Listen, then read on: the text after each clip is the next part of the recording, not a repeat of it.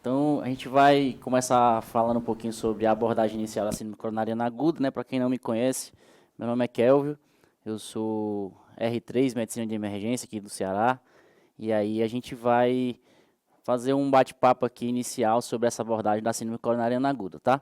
Como o Calil bem falou no início da aula, fiquem à vontade para colocar perguntas no chat, tirar dúvidas durante a aula, que aí a gente pode ir parando durante a aula, então no finalzinho a gente tira todas as dúvidas, como for melhor aí, dependendo da demanda de vocês, tá certo? Então vamos lá. Falando um pouquinho sobre síndrome coronariana aguda, a gente vai falar algumas coisas iniciais, como conceitos, né? Então a síndrome coronariana aguda, na verdade, é qualquer condição clínica provocada pela redução ou bloqueio súbito do fluxo sanguíneo coronariano. Seja por placa ateromatosa, seja por diferença de oferta-demanda, seja por trombose de um stent, a gente vai ver isso durante a nossa aula. De qualquer forma, a síndrome clínica que o paciente apresenta, causada pela obstrução total ou parcial do fluxo coronariano, leva esse conceito inicial aí de síndrome coronariana aguda, tá? Então, um conjunto de sinais e sintomas, que a gente vai discutir um pouco, falar um pouco sobre esses sintomas aqui, e o principal deles, que a gente precisa destacar, está aqui no finalzinho do nosso slide, é a dor torácica, né? E aí a gente vai perder um pouco de tempo discutindo sobre essa dor torácica e como é que deve ser feita essa abordagem inicial no departamento de emergência, tá? Importante, antes de detalhar sobre essa dor torácica, falou em dor torácica na emergência, não podemos esquecer as outras causas de dor torácica que matam, né, que são letais. E aí eu destaco essas aqui, tá? Lembrar do tromboembolismo pulmonar, tamponamento cardíaco muitas vezes associado à doença coronariana, outras vezes associado à dissecção aguda de aorta, que está em um dos nossos itens, né? Pneumotórax hipertensivo, ruptura de esôfago e a pericardite, né? Lembrar que a gente vai ter outros momentos para a discussão de cada um desses temas, né, durante do nosso curso, os minicursos, e aí é importante a gente relatar que não devemos deixar de lado. Então, qualquer paciente com dor torácica na emergência, logicamente, síndrome coronariana aguda deve ser uma das nossas principais hipóteses, mas essas outras que estão aqui listadas não podem ser esquecidas e a gente precisa, pelo menos, descartar no diagnóstico inicial, na abordagem inicial, né? Então, vamos lá. E aí eu trouxe aqui essa revisão sistemática, né, na verdade foi publicada no JAMA em 2018, que ela traz como tema, será que a dor torácica do meu paciente é de síndrome coronariana aguda, né? O que pode me guiar? Que critérios clínicos, que critérios laboratoriais podem me ajudar na abordagem dessa dor torácica a me levar no caminho da síndrome coronariana aguda, tá? Então a gente vai tomar esse artigo aqui, essa revisão sistemática, na verdade é uma revisão de 58 artigos, né? Então, um N muito grande de pacientes que a gente vai utilizar algumas ferramentas na nossa abordagem diagnóstica, tá certo? Então, vamos lá. Os principais fatores de risco que foram vistos para a doença coronariana, para a síndrome coronariana aguda, são esses dois aqui de cima. Teste de estresse anormal prévio, então, o paciente que já faz, por exemplo, um teste de esteira, um teste ergométrico, e ele tem alteração sugestiva de isquemia. Paciente com doença arterial periférica, tá? São esses dois os principais fatores de risco que a gente tem que levar em consideração. Coloquei aqui nessa tabela só para a gente visualizar todos aqueles fatores de risco que são clássicos de síndrome coronariana aguda, né? Diabetes, hipertensão, doença cerebrovascular, tabagismo, história familiar, obesidade. Mas a gente tem que lembrar de focar nos principais fatores de risco. Então, o que esse trabalho mostrou, né? A gente vê aqui a famosa razão de verossimilhança, que na verdade significa, o que significa na prática, né? É o número de vezes que isso que um achado é positivo num paciente que realmente tem a doença em comparação ao paciente que não tem a doença. Então, nesse caso aqui, por exemplo, teste de estresse anormal prévio, a razão de verossimilhança 3.1, ou seja, no paciente que tem síndrome coronariana aguda, isso é 3 vezes mais comum do paciente que não tem síndrome coronariana aguda instalada. Então, conforme aqui na tabela, tem todos os outros fatores de risco, mas eu gostaria de destacar esses dois primeiros que estão aí citados. Característica da dor, né? Irradiação para ambos os membros, foi a primeira característica com maior razão de verossimilhança, vou mostrar mais essa tabela mais adiante. Dor semelhante ao quadro de síndrome coronariana aguda prévio, então é importante sempre pesquisar se o paciente já teve doença coronariana, se já teve infarto, se já fez cateterismo prévio. Lembrar que a nossa anamnese na emergência tem que ser essa abordagem direcionada para o problema que eu estou buscando. A mudança de padrão da dor nas últimas 24 horas. Então, aquele paciente que já vinha com dor torácica, uma dor torácica anginosa, retroexternal, em aperto, irradiando para os membros, para a mandíbula, para o epigástrico, associada a náusea, vômito, dispneia, sudorese, bem característico de síndrome coronariana. Na verdade, é um conceito já relativamente antigo de dor tipicamente anginosa, né? Que a cada dia a gente está meio que deixando de lado esse conceito, ficar tão amarrado, a gente tem que focar em outras coisas. E aí um ponto importante que esse artigo percebeu, na verdade, a gente, durante a faculdade, durante a nossa graduação, a gente aprende que a dor tipicamente anginosa, ela necessariamente tem que responder ao uso do nitrato, né? E aí esse trabalho mostrou que a resposta ao nitrato não é útil na previsão de síndrome coronariana aguda. Então, se a gente vê aqui na nossa tabela, só avançar aqui um pouco, o uso do nitrato está aqui embaixo, então a razão de verossimilhança de 1,1. Então, não faz diferença esse uso do nitrato para a gente perceber se realmente é uma dor tipicamente anginosa ou não. Destacando aqui no quadrinho vermelho as 3 principais características da dor, como eu já tinha citado antes, né? Então, a dor irradiada para ambos os membros, a dor semelhante ao que tinha acontecido em evento isquêmico prévio e a alteração do padrão da dor nas últimas 24 horas. Destacado aqui em verde, eu coloquei a dor tipicamente anginosa, né? Que é a dor torácica típica, aquela que é bem descrita nos livros. Vejam que a razão de verossimilhança dela é só 1,9 e aqui a especificidade e a sensibilidade é bem mais baixa do que, por exemplo, a irradiação da dor para ambos os membros, tá? Então, lembrar, nem sempre eu tenho que me apegar àquela dor tipicamente anginosa. Ou seja, outras características da dor me fazem pensar em doença coronariana e não necessariamente aquela característica, aquela dor clássica descrita. A gente não pode se apegar exclusivamente a ela, tá certo? Em relação ao exame físico, a gente sabe que na maioria dos pacientes com síndrome coronariana aguda, o exame físico é normal. Mas o principal achado, ou seja, a alteração de exame físico que está mais associada à síndrome coronariana é o paciente com hipotensão. Foi isso que o artigo mostrou. Os achados eletrocardiográficos mais comuns, o principal deles, né, com maior razão de verossimilhança, é a depressão do segmento ST. Nas nossas aulas aqui a gente vai discutir bastante sobre isso, na parte de estratificação de risco, etc. E os outros achados sugestivos de isquemia, seja uma alteração do segmento ST, seja alterações de onda T, com a menor razão de verossimilhança. A estratificação, os principais scores foi o TIM score e o Heart score, a gente vai discutir também isso nas próximas aulas, mas o que foi visto que o que é mais associado à síndrome coronariana aguda são o TIM e o Heart score, entre 7 e 10 o Heart score, e o TIM score entre 5 e 7, como a gente está vendo aqui no nosso slide. E aí, qual a conclusão que esse trabalho chegou? Né? No fim das contas, a gente discutiu aqui alguns achados principais, mas o que ele conclui é que o exame físico, a história e o eletrocardiograma, isoladamente, eles nem fecham e nem excluem diagnóstico de síndrome coronariana aguda. Tá? Então, a gente precisa associar essas 3 coisas, ou seja, história, exame físico e eletro, aos scores de estratificação de risco, que a gente vai discutir, além de, claro, da nossa troponina, que são os marcadores de necrose miocárdica, na verdade é o marcador principal que a gente deve utilizar hoje, tá? Então, essa foi a conclusão que essa revisão chegou, tá certo? Então, ponto importante só para a gente concluir sobre isso é que a ideia principal, não devemos nos apegar àquela dor tipicamente anginosa para suspeitar de síndrome coronariana aguda, tá? Segundo ponto que eu quero deixar, não esquecer as outras causas de dor torácica que são letais na emergência, tá certo? Beleza, então fiz essa abordagem inicial da dor torácica, como a gente já viu, abordei os fatores de risco que são principais, abordei o meu exame físico, posso utilizar o meu ultrassom, né, ultrassom beira-leito para ajudar na suspeição do meu diagnóstico, e aí essa abordagem inicial da dor torácica em si, eu levo o meu paciente para a estabilização.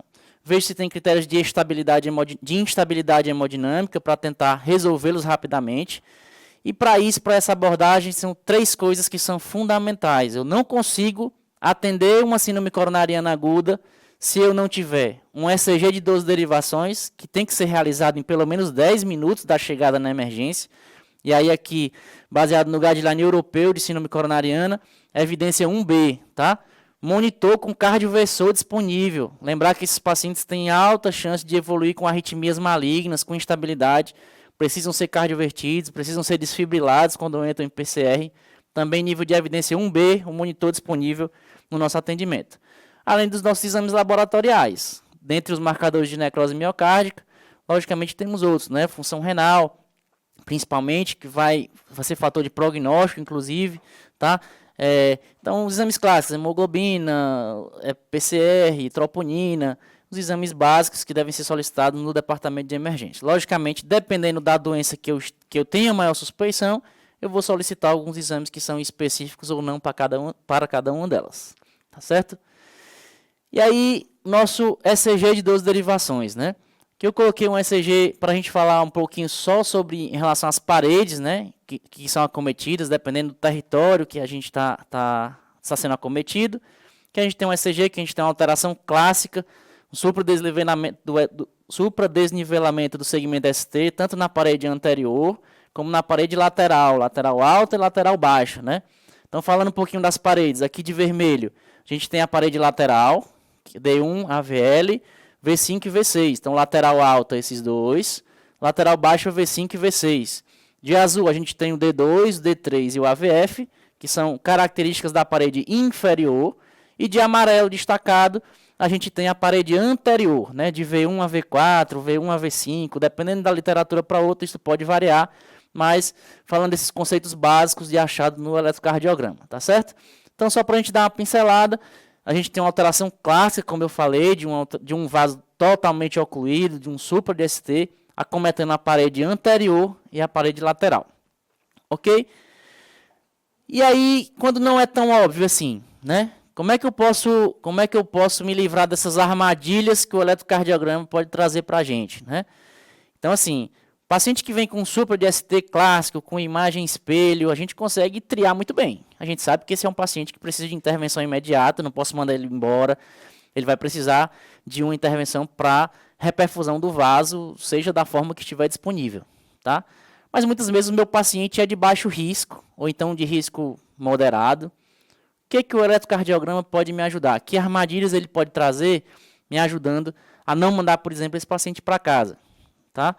Então, a gente vai discutir aqui alguns achados, né? A maior parte dos ECGs com síndrome coronariana aguda serão ou normais, ou com alteração de infra do segmento ST, ou com alterações da onda T. Então, esse supra, apesar de ser o achado mais batido, que as pessoas sempre procuram de cara, e não está errado em procurar, né? Mas a gente tem que lembrar que a maioria dos casos de síndrome coronariana vem com eletro normal. Há também com essas outras alterações, tá? Alteração de onda T e alteração com infra do segmento ST. Está destacado aqui no nosso slide, cuidado com critérios quantitativos muito amarrados. O que é que eu quero falar quando eu cito isso, né? A gente vê em muitos guidelines, alguns artigos colocando que para o paciente ter um infarto, o supra do ST tem que ser maior de 2,5 em derivação X, derivação Y. O infra do ST tem que ser menor do que 2, menor do que 1,5, menor do que 1. Então a gente vai ver muito isso na literatura. Cuidado com esses critérios muito amarrados, né? Para a gente não cair em armadilhas, e é isso que a gente quer livrar aqui.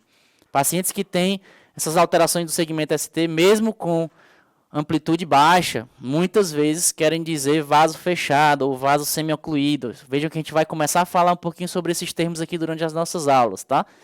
E aí é importante citar alguns exemplos de ECG que podem trazer armadilhas, né? Então, por exemplo, isso aqui é um ECG que a gente tem um supra de ST no AVR com um infradifuso, tá? Isso aqui é um padrão de isquemia circunferencial. Veja que o infra do ST em algumas derivações difusas nem é tão grande, nesse caso aqui está até maior, né? Mas lembrar que esse padrão eletrocardiográfico tem que lembrar de isquemia circunferencial. Isquemia circunferencial não necessariamente quer dizer oclusão de vaso, né? Não necessariamente quer dizer oclusão de vaso, mas é a situação que deve ser lembrada inicialmente, certo?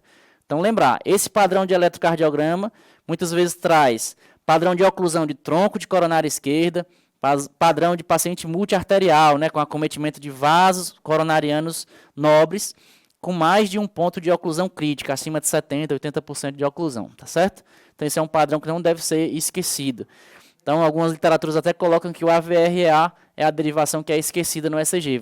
Quando a gente falou em relação às paredes, o AVR ficou de fora. E aí, muitas vezes, ele não é olhado.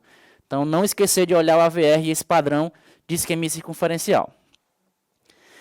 Esse aqui é um paciente jovem, né, que a gente acabou atendendo no hospital de referência aqui da nossa cidade, um paciente de 37 anos, do sexo feminino, não tinha nenhum fator de risco, não tinha pressão alta, não tinha diabetes, não tinha história de infarto prévio, não tinha relato de nenhum daqueles fatores de risco que a gente acabou citando antes.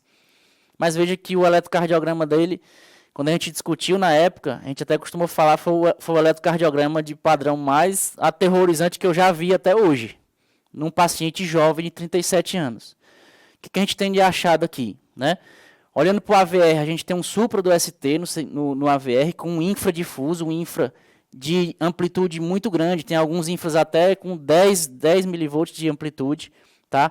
A gente vai ver na aula de estratificação que está associado a pior desfecho, a mortalidade do paciente. Além disso, a gente tem aqui um supra de ST no D1 e no AVL, né? Esse eletro ficou bem claro que ele é um eletro isquêmico, tá? Então, essa paciente foi admitida com um quadro de choque cardiogênico, com edema agudo de pulmão.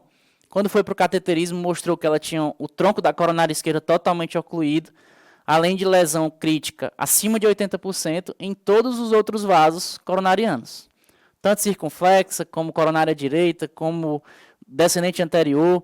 Além da oclusão do tronco, ela tinha uma oclusão da descendente anterior 100%. Então, essa paciente acabou evoluindo a óbito, né, por choque cardiogênico.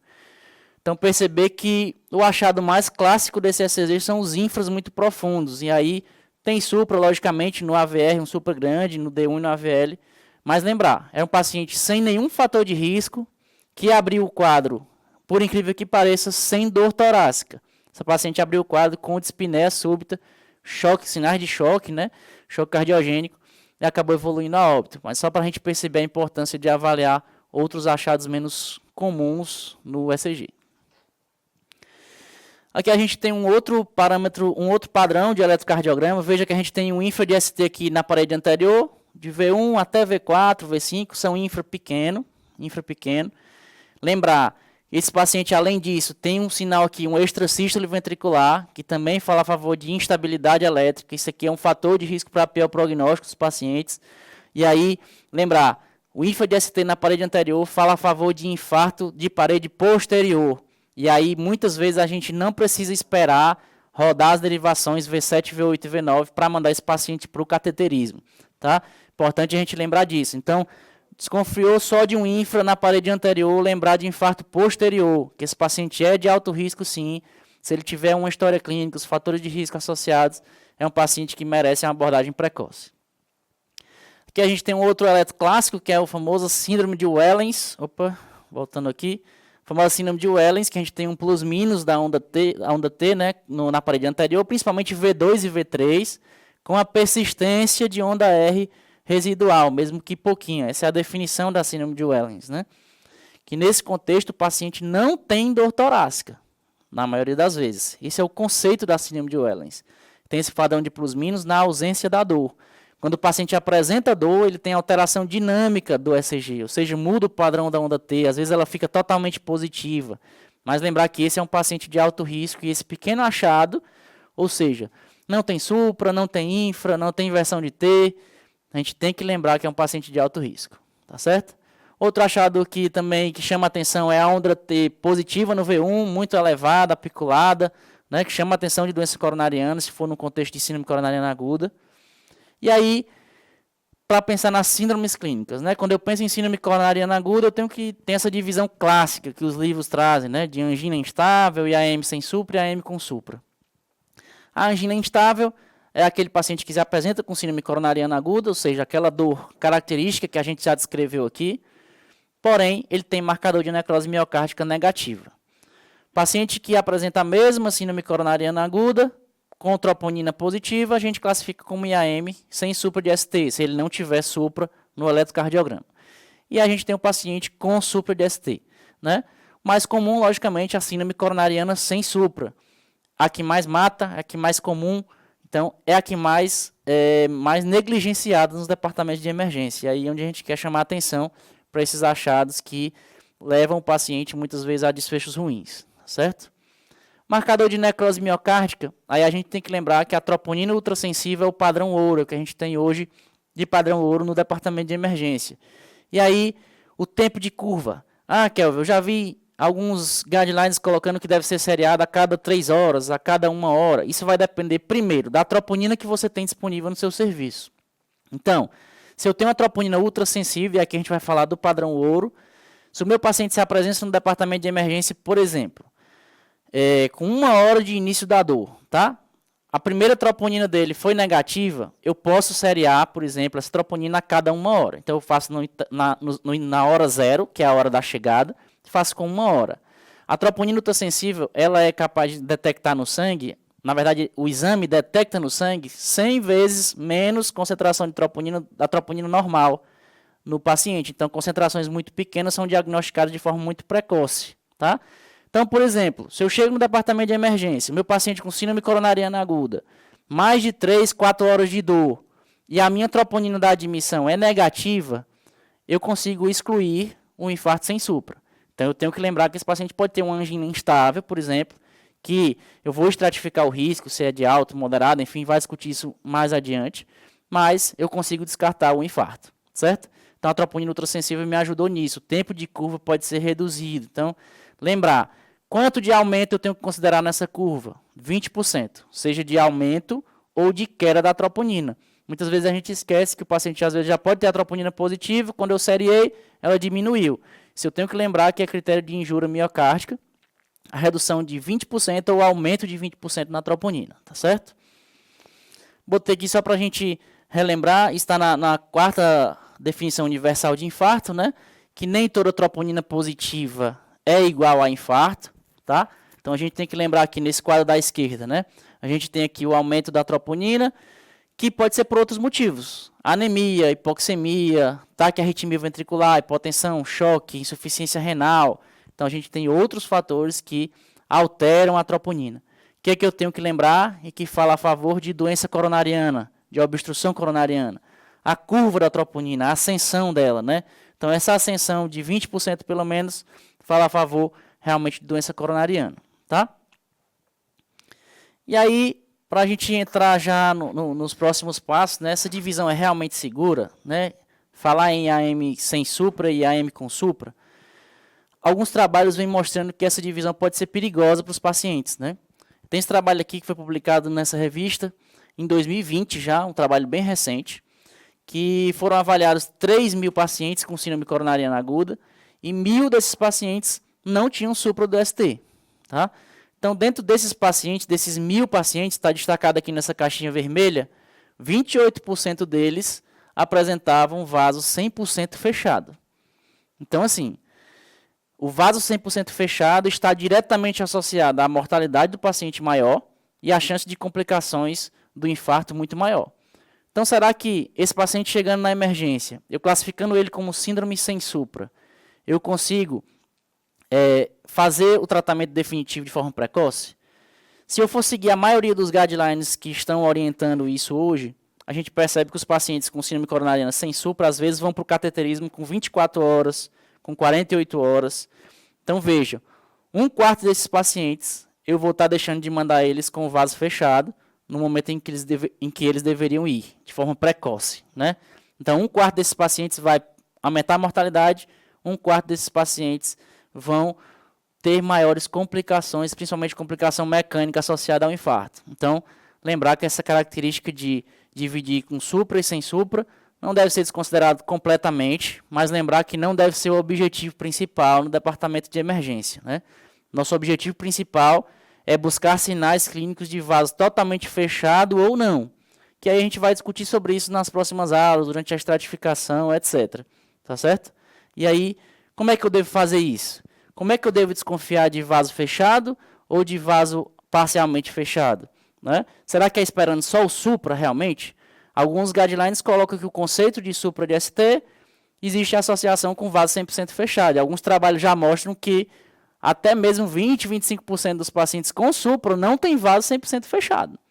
E aí fica essa balança aí que a gente tem que começar a realmente rever esses conceitos, ou pelo menos individualizar para cada um dos pacientes.